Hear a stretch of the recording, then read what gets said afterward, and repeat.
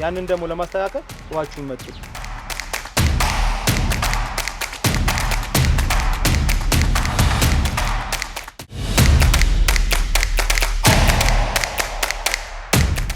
ሰላም እንዴት ናችሁ የዩቲዩብ ቻናል ቤተሰቦቻችን?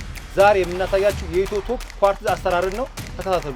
የኢትዮ ቶፕን ኳርትዝ ለመስራት የምንጠቀማቸው ቁሳቁሶች አንደኛ መፋስ ሲሆን፣ ሁለተኛ ደግሞ ቻክዊላ ይኖራል መዛቂያ፣ ሶስተኛ ፕላስቲክ መፋስ ነው፣ ቅርጽ ማሻጅ ቴክስቸር መስጫ ነው፣ አራተኛና ደግሞ የመጨረሻው ድሪል ሚክሰር ነው።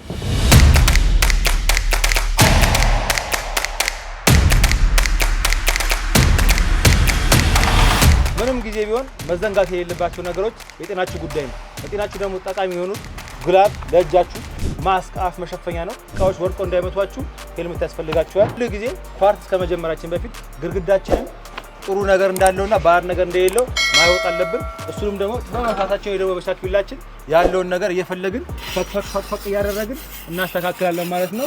ከዛ በመቀጠል ፕራይመሪ እንቀባለን ማለት ነው። ፕራይመር በመጠቀማችን ብቻ የምናገኘው ጥቅም ረጅም ዓመት ኳርትዙ ያለምንም ብልሽት እንዲቆይልን ያደርግልናል። አሁን ፕራይመራችንን ተዘጋጅቷል። ፕራይመራችንን እንቀባለን።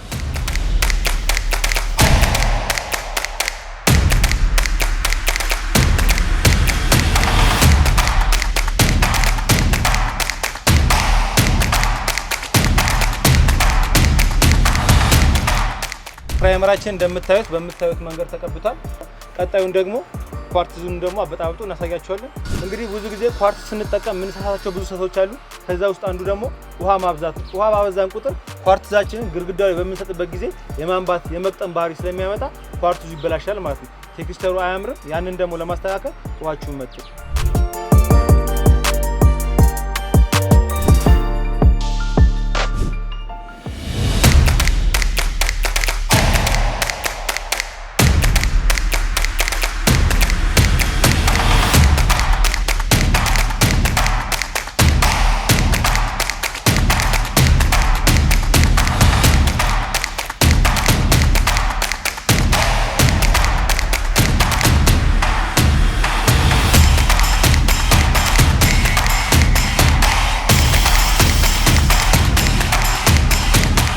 ኳርትዝን እንግዲህ በሚክሰር መምታታችን እንግዲህ ዋነኛ ጥቅሙ ምንድነው? የከለር ወጥነት ያሳየናል። ጓጉሎ የሚቀረውን ፓርት በደንብ ይመታልናል። ጠጠሮቹንና ኬሚካሉን በደንብ እንዲዋሃድ ይጠቅማል። ፋብሪካው የነገረንን ካሬ ኮቱን እንዲሸፍን ያደርግልናል ማለት ነው። አሁን ኳርትዛችን ወደ መስራት እንገባለን።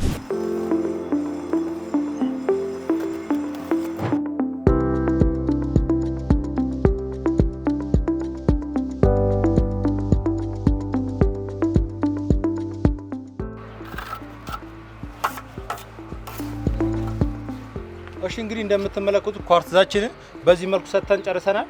አሁን ደግሞ ቴክስቸር ወይ ደግሞ ቅርጽ ወደ ማውጣት እንሄዳለን። ቅርጽ ለማውጣት ደግሞ የሚያስፈልጉን ነገሮች አሉ። ከነሱ መካከል ውስጥ አንዱ መፋስና ስፖንጅ ነው። ተከታተሉ።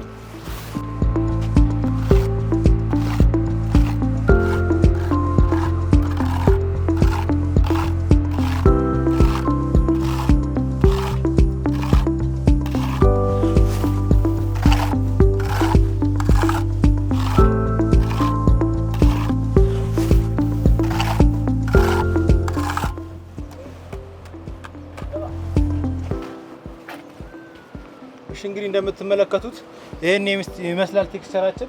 ኳርትዛችንን ጨርሰናል። እንግዲህ እንደምታዩት ኳርትዛችን እንደዚህ ያማረ እና ውብ የሆነ ቴክስቸር ይሰጠናል። ለማስታወስ ያህል ከቅደም ተከተሉ ጀምሮ ስንጀምር የመጀመሪያ ማድረግ የነበረብን ግድግዳችንን ፍቀን አዘጋጅተን ለፕራይመሪ ማዘጋጀት ነው። ፕራይመሪ ከቀባን በኋላ ደግሞ ምን ማድረግ አለብን? ኳርትዛችንን መስጠት አለብን። ከዛ በፕላስቲክ መፋስ እንደዚህ አይነት ቅርጽ አውጥተን እንጨርሳለን ማለት ነው። እንግዲህ እንደዚህ አይነት ትምህርቶች የቀለም ትምህርቶችን ለማግኘት ከፈለጋችሁ የዩቲዩብ ቻናላችንን በመከታተል ሰብስክራይብ አድርጉ፣ ላይክ፣ ሼር እና ኮሜንት እንዳትረሱ። በቀጣይ በእንደዚህ አይነት ትምህርቶች እስከምንገናኝ ድረስ መልካም ሳምንት ይሁንላችሁ። ሰላማችሁ ይብዛ። ይመቻችሁ።